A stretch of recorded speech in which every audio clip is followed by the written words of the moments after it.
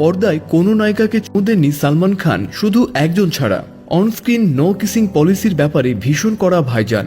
ক্যাটরিনা, ঐশ্বরিয়া থেকে শুরু করে জ্যাকুলিন, সঙ্গীতা বিজলানি, শমী আলীর সঙ্গে প্রেমের সম্পর্কে জড়িয়েছেন তিনি, কিন্তু পর্দায় কারো সাথেই ঠোঁটে ঠোঁট মেলাননি তিনি। বলা যায় চুমুর ব্যাপারে বেশ রক্ষণশীল সালমান খান। তবুও একবার নিয়ম ভেঙে খেয়েছিলেন একজনকে। কে সেই নায়িকা যার ক্ষেত্রে নিজের নিয়ম ভেঙেছিলেন এই তারকা?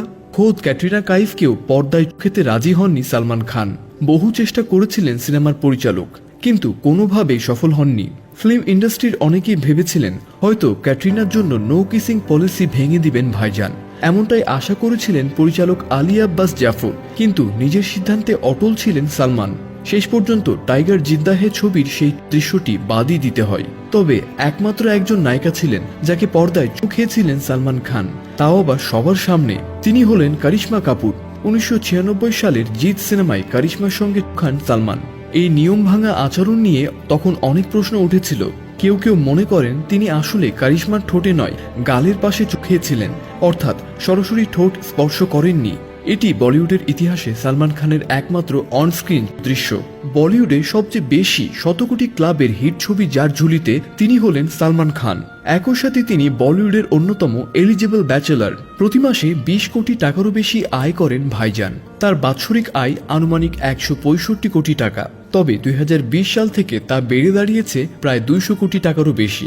সিনেমায় অভিনয়ের পারিশ্রমিক ছাড়াও তার বড় আয়ের উৎস জনপ্রিয় রিয়েলিটি শো বিগ বস এবং বিভিন্ন বিজ্ঞাপন। সালমান খানের বাড়ি গ্যালাক্সি, যার বর্তমান বাজার মূল্য 150 কোটিরও বেশি।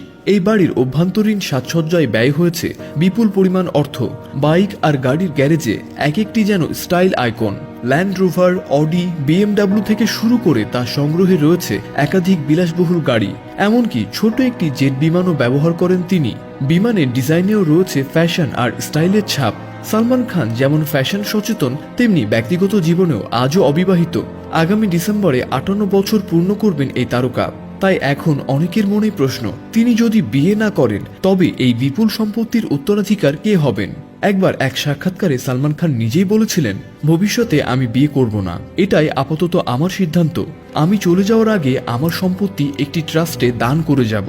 এই বক্তব্যের পর অনেকেই মনে করেন সালমান হয়তো সত্যি বিয়ে করবেন না, ফলে তার এই বিপুল সম্পত্তি হয়তো কোনো চ্যারিটেবল ট্রাস্টের কাছে দান করে যাবেন। দীর্ঘ ক্যারিয়ারে কখনো শমী আলী, কখনো ঐশ্বরিয়া রায়, আবার কখনো ক্যাটরিনা কাইফ। একাধিক প্রেমের গুঞ্জন উঠেছে তার চারপাশে, কিন্তু কোনো সম্পর্কই শেষ পর্যন্ত পরিণতি পায়নি। তো বন্ধুরা, বলিউড ভাইজান সালমান খানের জীবন কাহিনী শুনে আপনার কেমন লাগলো তা অবশ্যই কমেন্ট করে জানাতে ভুলবেন না।